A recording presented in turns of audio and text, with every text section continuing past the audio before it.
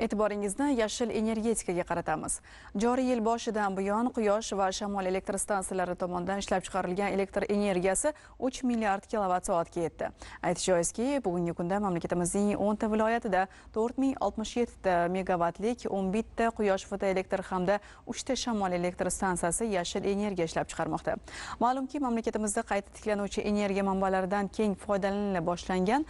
2022-yili Navoiy va Samarqand viloyatlaridagi quyosh fotoelektr stansiyalari tomonidan 434 million kilovatt-soat, 2023-yilda esa 576,9 million kilovatt-soat elektr energiyasi ishlab chiqarilgan.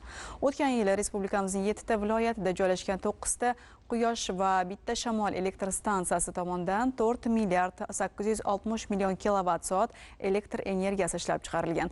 Qolaversa, joriy yil boshidan O'zbekistondagi barcha gidroelektr stansiyalari va quyosh hamda shamol elektr stansiyalari tomonidan 5 milliard 250 million kilovatt-soat elektr energiyasi ishlab chiqarildi.